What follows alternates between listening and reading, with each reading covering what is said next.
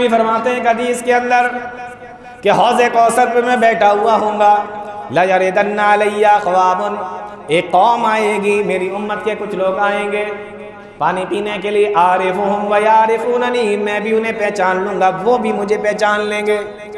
सुम्मा युहालु बैनी व बैनहुम, अल्लाह के नबी फरमाते हैं कि फरिश्ते बीच में आ जाएंगे, मैं कहूँगा इन्नहुम मिन्नी, ये तो मेरी उम्मत के लोग हैं, इनको तुमने क्यों रोक दिया? फरमाया, फरिश्ते जवाब देंगे इन्नका ला तदरी मा अहदसु बादका, अल्लाह के नबी आप नहीं जानते हैं आपके बाद इन्होंने दीन के अंदर कितने नए काम निकाल लिए थे, दीन के अंदर कितनी बिदअतें निकाल ली थी, दीन के अंदर कितने नए कामों को ईजाद कर लिया था।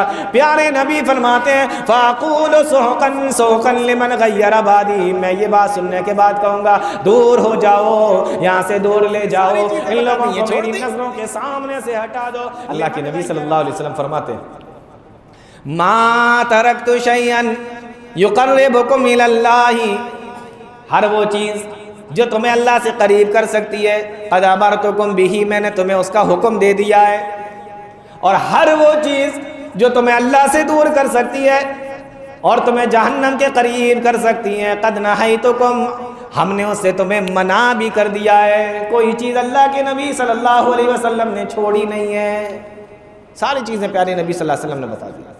अब अगर कोई इस तमाम चीज़ों के बावजूद भी दीन के अंदर नई चीज़ें निकालने की कोशिश करे तो उसका अंजाम क्या होगा?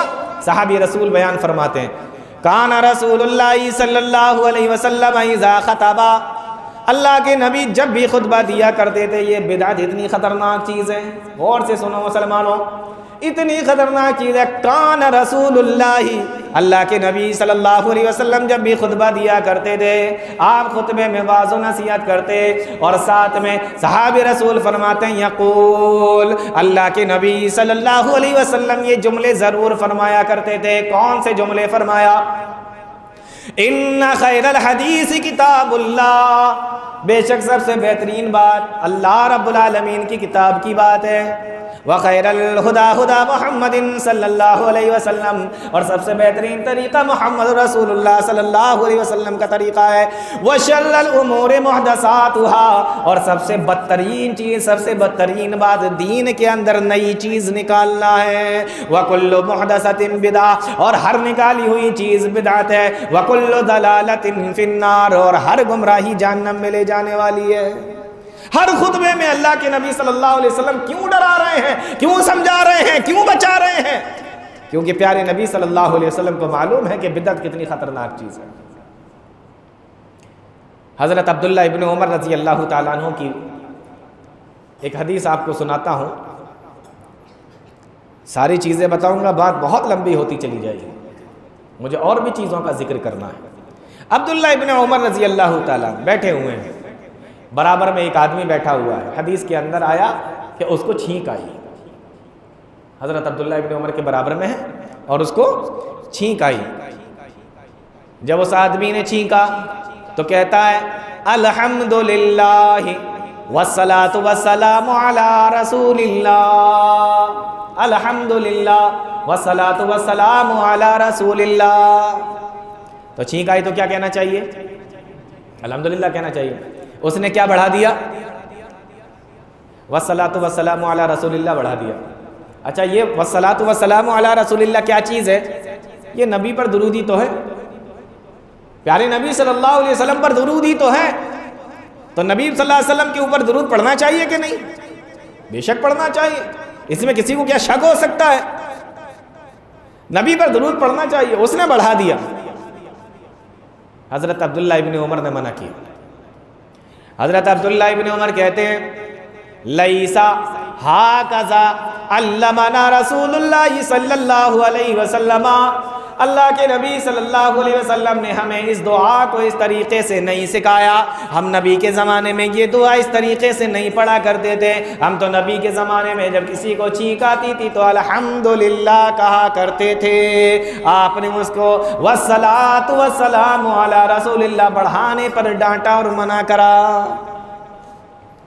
हमारे तुम्हारे ज़माने का आदमी अगर कह दे करके बोल दे, कहेंगे वाहबी है, वाहबी है, गुस्ताख है नबी का। लगाओ फतवा हज़रत अब्दुल्ला इब्न उमर रज़ी अल्लाह ताला अन्हु पर, क्या कहोगे? इनको वाहबी कहोगे? कहा कि दुरूद ठीक है, अच्छी चीज है, लेकिन यहां नबी ने नहीं सिखाया। तो जहां नबी ने सिखाया वहां पढ़ना है, जहां नहीं सिखाया वहां नहीं पढ़ना। अपनी तरफ से हम कुछ नहीं कर सकते।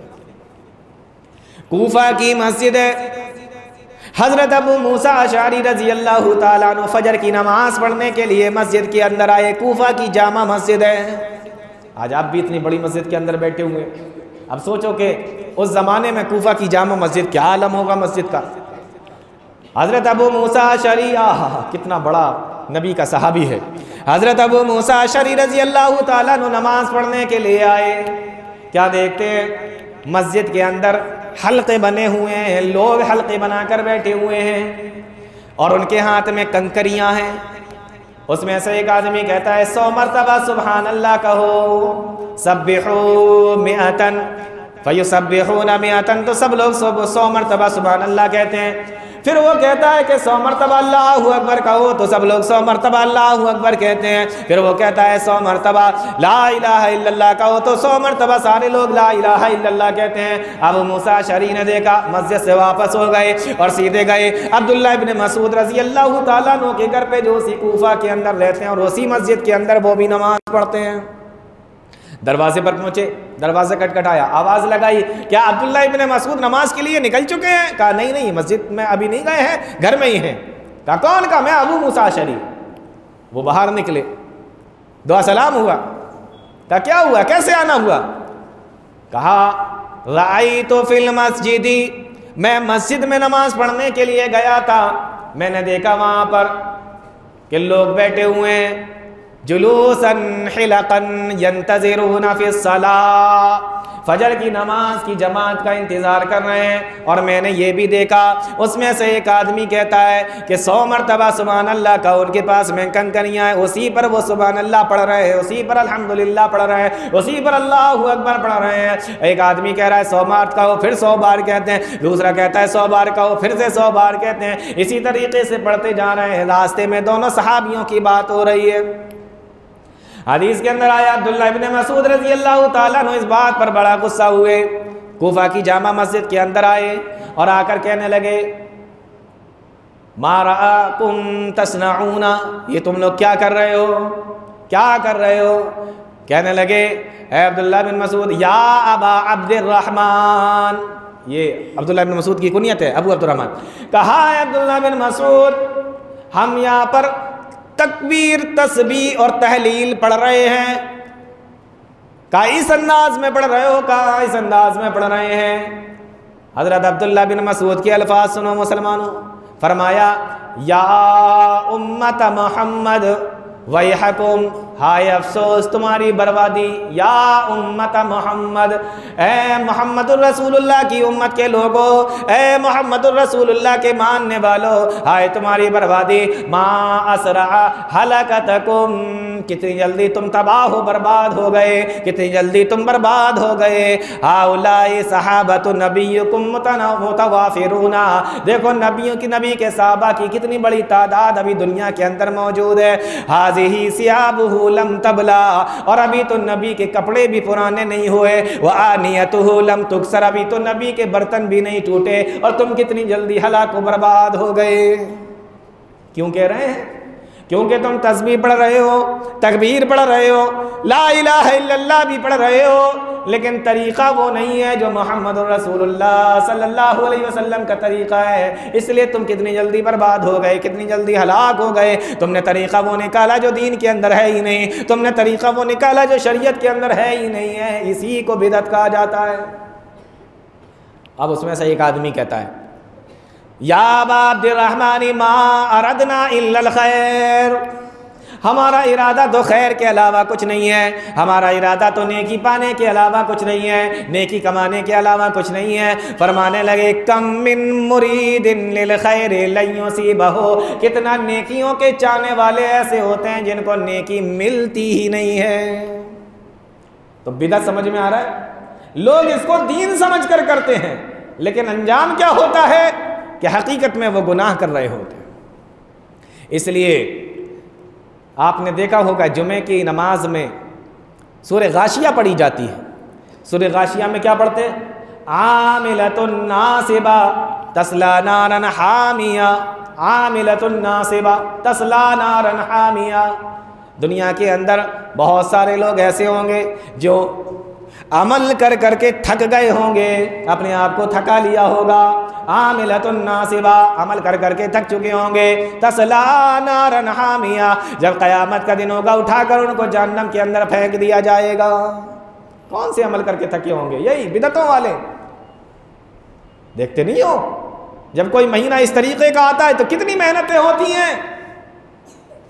अल्लाह के नबी फरमाते हैं हदीस के अंदर कि हौज़े कौसर पे मैं बैठा हुआ होऊंगा, ला यरिदन्ना अलैया क़वामुन, एक कौम आएगी, मेरी उम्मत के कुछ लोग आएंगे पानी पीने के लिए। आरिफुहुम व यारिफूननी, मैं भी उन्हें पहचान लूँगा, वो भी मुझे पहचान लेंगे।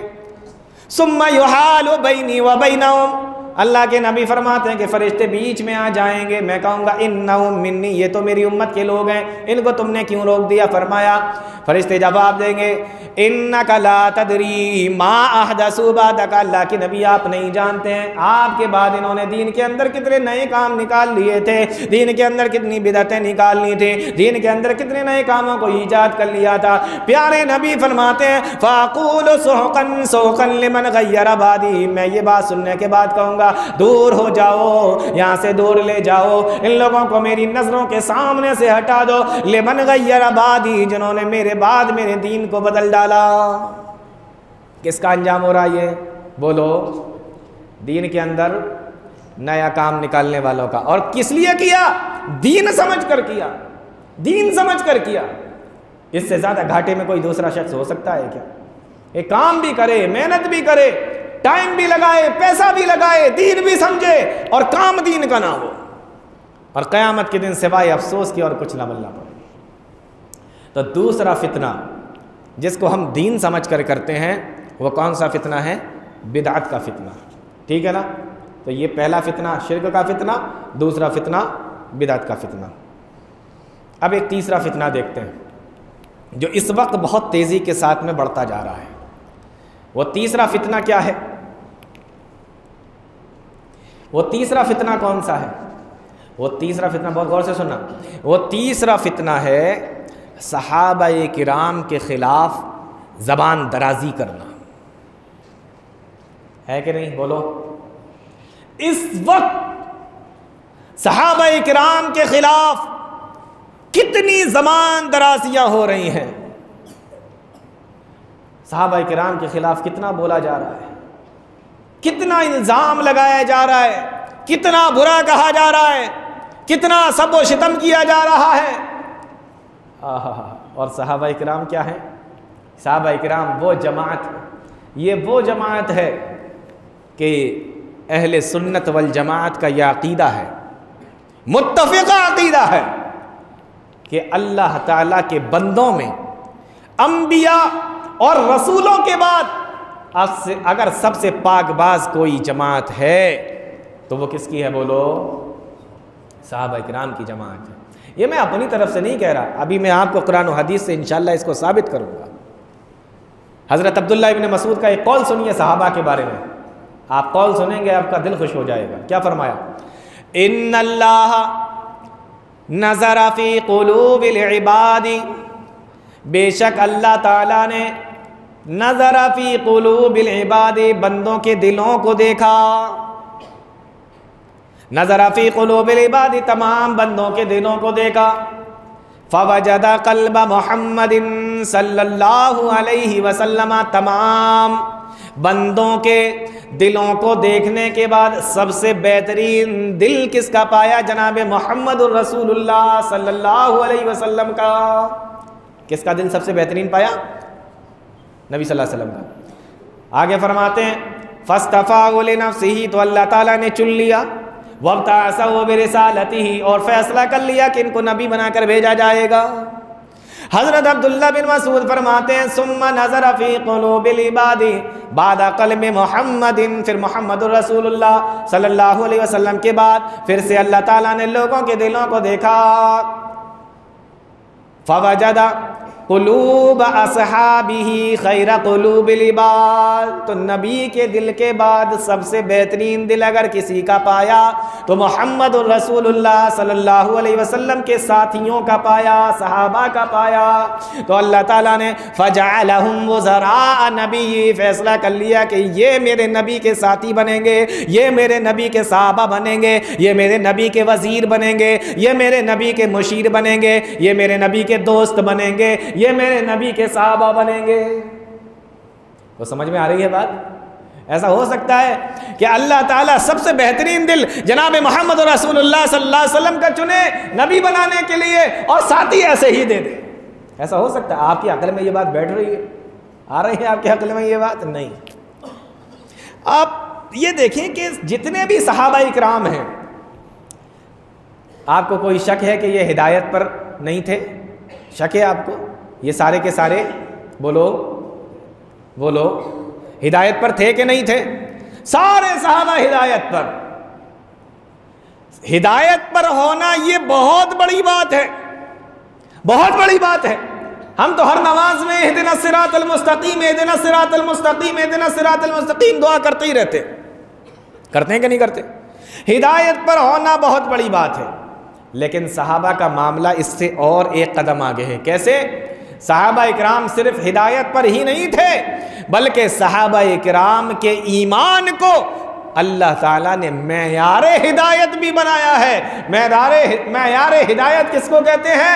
मेयारे हिदायत कहते हैं कि जैसा वो कर रहा है वैसा ही तुमको करना है। यह है मेयारे हिदायत। बनाया कि नहीं बनाया? किसको बनाया अल्लाह ताला ने?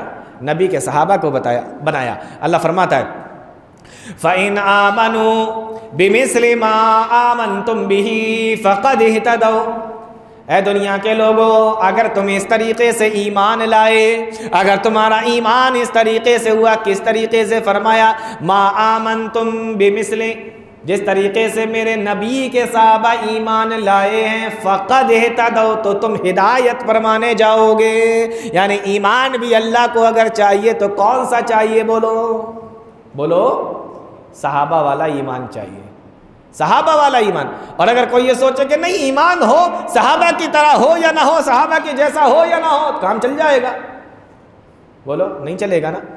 आपके कहने से नहीं काम चलेगा। मैं कुरान की आयत से इसको साबित करता हूँ। अल्लाह फरमाता है वमन युशाक़िक़िर रसूला मिन बादि मा तबय्यन लहुल हुदा, जो शख्स अल्लाह के रसूल की नाफरमानी करे, मिन बादि मा तबय्यन लहुल हुदा, हिदायत आ जाने के बाद, वयत्तबि गैर सबीलिल मोमिनीना, और मोमिनों के रास्ते को छोड़कर किसी दूसरे रास्ते पर निकल जाए। देखो यहाँ रसूल का जिक्र, यहाँ मोमिनों का जिक्र। मुफस्सिरीन फरमाते हैं नबी के ज़माने में मोमिन सहाबा इकराम थे। वयत्तबि गैर सबीलिल मोमिनीना, और मोमिनों के रास्ते यानी सहाबा इकराम के रास्ते को छोड़कर किसी दूसरे रास्ते पर निकल जाए, नुवल्लिही मा तवल्ला, हम उसको उसी तरफ फेर देंगे, वनुस्लिही जहन्नम, फिर उसका ठिकाना जहन्नम होगा, वसाअत मसीरा, और वो बहुत ही बुरा ठिकाना है। तो सहाबा के रास्ते को छोड़ने वाला कहाँ जाएगा? कौन से रास्ते पर जाएगा? जहन्नम के रास्ते पर जाएगा। यह अल्लाह का कुरान बयान कर रहा है। कितने लोगों को आपने देखा होगा, उनका काम इसके अलावा कुछ होता ही नहीं। सहाबा इकराम के खिलाफ तानो तशनी करना, उनके ऊपर इल्ज़ाम लगाना, उनको बुरा कहना, उनके ऊपर सब व शतम करना, इसके अलावा उनका कोई दूसरा काम नहीं होता। लेकिन चूंकि अल्लाह जिस तरीके से अपने नबी से प्यार करता है, अपने नबी के सहाबा से भी प्यार करता है। नबी के ज़माने में भी कुछ लोग ऐसे थे, उनसे कहा, मुनाफिकीन कहते थे उनको। कुरान करीम उठाकर देखो सूरह बकरा, तो आपको पता चलेगा मुनाफिकीन का जहाँ पर अल्लाह ने जिक्र किया है, वहाँ पर अल्लाह ने फरमाया जब भी कभी सहाबा को बुरा कहा गया तो जवाब किसने दिया? अर्श वाले ने जवाब दिया। मैं आपको बता रहा हूँ अभी धीमे धीमे करके, अर्श वाले ने जवाब दिया। अल्लाह फरमाता है वइज़ा क़ील लहुम आमिनू कमा आमनन नास, जब इन लोगों से कहा जाता है, किससे? मुनाफिकीन से। आप पढ़कर देखिए कुरान करीम सूरह बकरा, मुनाफिकीन का जिक्र चल रहा है। वइज़ा क़ील लहुम आमिनू, जब इनसे कहा जाता है कि ईमान ले आओ, कमा आमनन नास, जैसा कि सहाबा ईमान लाए। मुनाफिकीन के और सहाबा के ईमान में फ़र्क था कि नहीं था? तो मुनाफिकीन से ये कहा जा रहा है कि सहाबे के जैसा ईमान लाओ।